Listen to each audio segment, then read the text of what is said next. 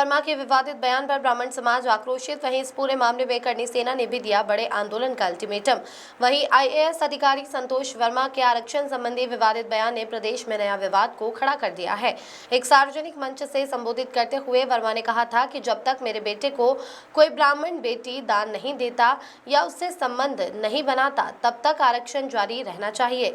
इस बयान के बाद ब्राह्मण समाज में तीखा रोष व्याप्त है और कई संगठनों ने उनके खिलाफ कार्रवाई की मांग उठाई है। दरअसल आईएएस संतोष वर्मा ब्राह्मण समाज के समर्थन में अब करनी सेना भी खुलकर सामने आई है। करनी सेना के पदाधिकारियों ने बुधवार 3 बजे मीडिया से बात करते हुए चेतावनी देते हुए कहा कि क्षत्रिय समाज ब्राह्मण समाज के साथ हमेशा खड़ा रहा है और आगे भी रहेगा, और यदि संतोष वर्मा ने बयान पर माफी नहीं मांगी तो संगठन अपने अंदाज में सबक सिखाने से भी पीछे नहीं हटेगा। वहीं करनी सेना ने यह भी स्पष्ट किया कि वह ब्राह्मण समाज द्वारा संतोष वर्मा पर एफआईआर दर्ज कराने की भी मांग का पूरा समर्थन करती है। संगठन का कहना है कि यदि प्रशासन जल्द एफआईआर दर्ज नहीं करता तो करनी सेना आंदोलन करने के लिए बाध्य होगी। उधर ब्राह्मण समाज के कई संगठनों ने भी अलग अलग माध्यमों से शिकायतें और ज्ञापन सौंपकर संतोष वर्मा पर कड़ी कार्रवाई की मांग की है। उनका कहना है कि इस तरह का बयान न केवल आपत्तिजनक है बल्कि समाज विशेष को अपमानित करने वाला भी है। आईएएस हैं संतोष वर्मा, उनके द्वारा एक टिप्पणी की गई थी और उनका ये वक्तव्य है कि उन्होंने जो कहा है वो सही है। आप किस तरीके से देखते हैं और ब्राह्मण समाज को लेकर जो टिप्पणी है उस पर क्या प्रतिक्रिया है करनी सेना? देखिए, करनी सेना हमेशा से समर्पित रही है, न सिर्फ राष्ट्रीय समाज के लिए बल्कि राष्ट्र के लिए, हिंदुत्व के लिए, सनातन के लिए। और ये जो संतोष वर्मा जी हैं आईएएस हैं, भले आईएएस हैं लेकिन इनको बिल्कुल भी ज्ञान नहीं है। जिन्होंने जिन शब्दों का इस्तेमाल किया है कि ब्राह्मण समाज आरक्षण को लेकर उन्होंने बयान दिया था कि आरक्षण तब तक समाप्त नहीं होगा जब तक कि ब्राह्मण समाज की बेटी मेरे बेटे को ना ब्याही जाए या उनसे संबंध ना स्थापित किए जाए। निश्चित रूप से बहुत ही शर्मनाक है, निंदनीय है। और चूँकि जब तक मेरे पास जानकारी है इस समय तक वो माफ़ी मांग चुके हैं। यदि माफ़ी नहीं मांगे जाते तो अभी तक उनके हाथ पर सलामत नहीं रहते। यह मैं करनी सेना की तरफ से कह रहा हूँ। मैं राष्ट्रीय अध्यक्ष हूँ करनी सेना का। पूरी जिम्मेदारी के साथ ये कह रहा हूँ, यदि उन्होंने माफ़ी नहीं मांगी होती तो अभी तक उनके हाथ पर सलामत नहीं होते।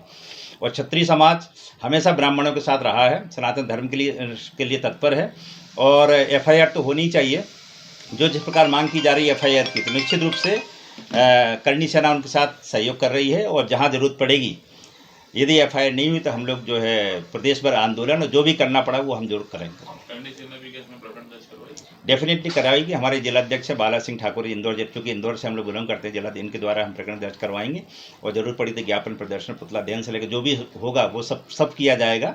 मैं एक बात और कहना चाहता हूँ कि इन्होंने कहा वर्मा जी ने कि ब्राह्मण समाज अपनी बेटी देगा, है ना, देना चाहिए उनको लगता है। तो मैं एक बात कहना चाहता हूँ, ब्राह्मण वो वर्मा जी पता नहीं आरक्षित वर्ग से किस समाज से आते, पहले तो अपनी वो बताएं। क्योंकि वर्मा जो सरनेम है कहीं ना कहीं क्षत्रियों में रहा है, पटेलों में, कुर्मी समाज के लोग इसके टाइटल का इस्तेमाल करते हैं। पहले तो अपनी जात क्लियर करें कि वो किस जाति से आते हैं। और अनुसूचित जाति आरक्षित वर्ग में भी कितनी कैटेगरी हैं, पहले उनसे तो शादी ब्याह कीजिए, वहाँ से तो शुरुआत कीजिए। मेरे ख्याल से उनको अगर आईएएस हैं, बड़े जिम्मेदार हैं, अजाक्स के नेता हैं, तो उनको ये करना चाहिए कि जो वाल्मीकि समाज जो बिल्कुल सफाई कर्मी है उनकी बेटी से अपने बेटे को ब्याहें तो एक अच्छा उदाहरण पेश होगा। पहले वहाँ पे करें, आपस में शादियाँ करें। जाटो समाज है, अहिरवाड़ समाज है, अनुसूचित जाति समाज है, इन सब में तो शादियाँ पहले करने की थी। ब्राह्मण समाज की तो बहुत बड़ी बात है। और एक बात और कहना चाहता हूँ मैं कि ब्राह्मण जो इनके पितृपुरुष थे, जो बाबा साहब अम्बेडकर जी, उनके लिए एक क्षत्रिय ने निश्चित रूप लंदन में जाकर पढ़ाई का पूरा खर्चा दिया। उस समय हम लोग आज़ादी देश के पहले हम लोगों ने खर्चा दिया। और ब्राह्मण समाज का जो अम्बेडकर सरनेम है वो ब्राह्मणों के द्वारा दिया गया। ब्राह्मणों ने अपनी बेटी दी, उन अम्बेडकर जी की पत्नी भी ब्राह्मण थी। अब और क्या चाहते हैं? क्या हम हमेशा लेते रहेंगे? कुछ देना भी तो सीखिए देश के लिए, राष्ट्र के लिए। हमेशा ये चाहेंगे कि आप और करो और करो, कुछ तुम भी करो भाई, आईएएस बन गए हो। और आरक्षण के संबंध में चूँकि बात हुई तो मैं एक बात कहना चाहता हूँ कि आर्थिक आधार पर आरक्षण यदि लागू होगा तो सबसे ज़्यादा अनुसूचित जाति के वर्ग के व्यक्ति को ही फायदा होगा।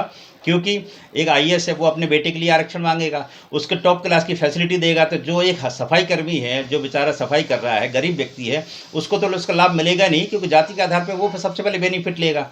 तो हमें लगता है आरक्षण की लड़ाई में सबसे पहले जो उनका ही वर्ग है जो कि आरक्षित वर्ग में आता है वही विरोध करेंगे कि आर्थिक आधार पर आरक्षण हो, ताकि उन लोगों को जो समाज की मुख्य धारा में आने का मौका प्राप्त हो।